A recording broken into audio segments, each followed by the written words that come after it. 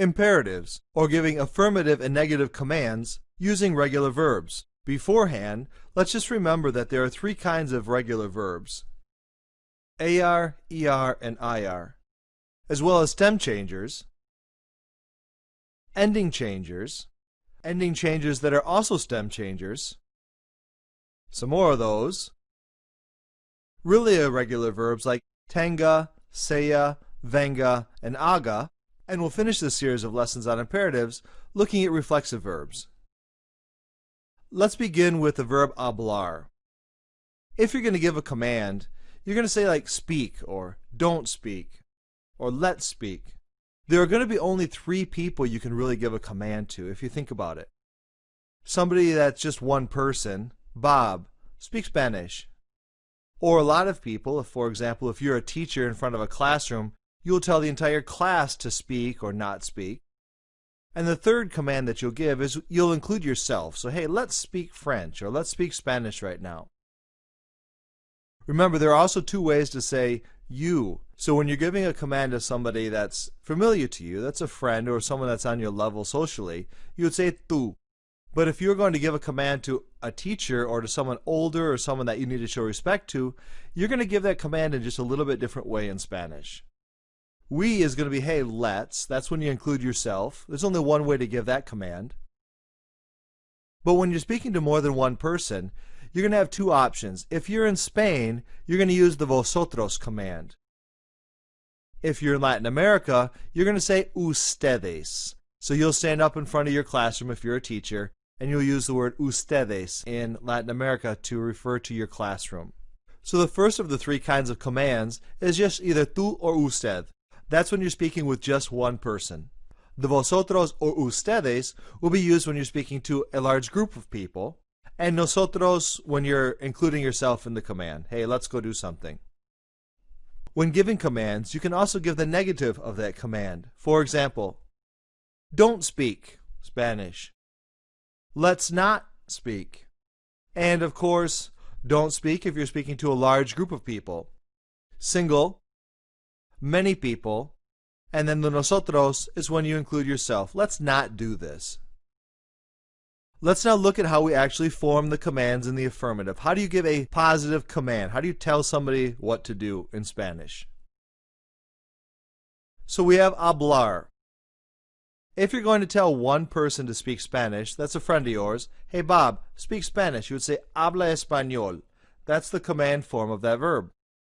You would keep the AR ending also if you're in Spain and you're speaking to a large group of people. You would say hablad español if you are a teacher in Spain speaking to your entire class. Hablad español. For all the rest of the commands, both affirmative and negative, you're going to flip the ending.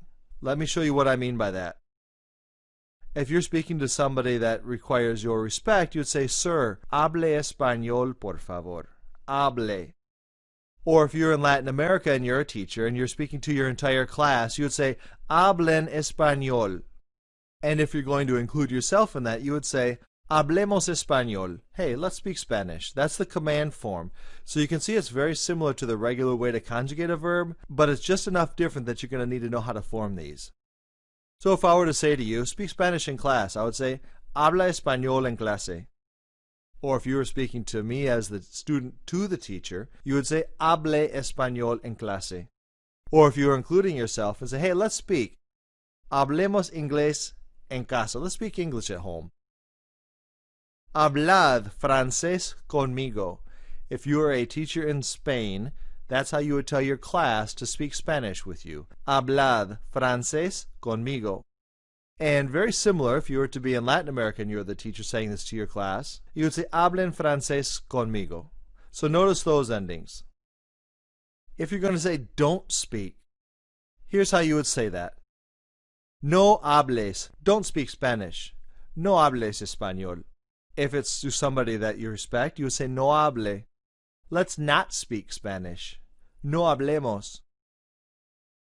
No habléis is how a professor in Spain would speak to his class. And a professor in Latin America would speak to her class by saying, hablen, no hablen. No hables español. No hable español. No hablemos inglés. No habléis francés. No hablen francés. So the ending of these verbs is going to depend on who you're speaking to. Let's look at them together, both the affirmative and the negative commands. Habla and hable, hablemos, hablad and hablen. And you can see the negativos. No hables, no hable, no hablemos, no habléis and no hablen. Notice the negative of the first one will be different. Whereas these are going to be exactly the same. So if you're speaking to somebody that deserves your respect, you're going to say hable español or no hable español. These are the same. Hablemos, no hablemos. This one, of course, is different. And the last one is going to be the same. If you're in Latin America and you're a teacher speaking to your class, you would say hablen español or no hablen español. Pause for a second and see if you can do this verb on your own. Tomar, to take or to drink. It's going to be exactly the same set of endings as a regular hablar. This is also a regular AR verb. So pause the recording for a second. Jot this down on your own, see if you can conjugate this properly, and then check your work.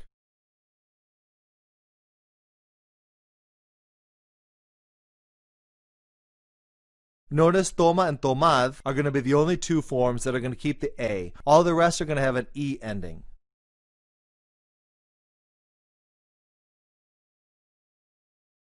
And the negativos,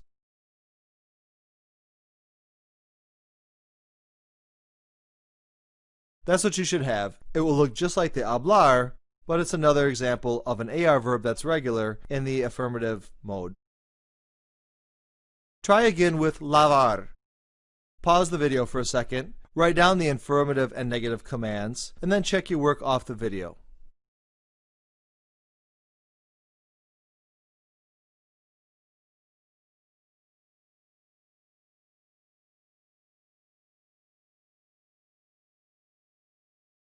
That's the proper conjugation of lavar in the imperative mode. That's the beginning of imperatives, affirmative and negative commands using regular verbs.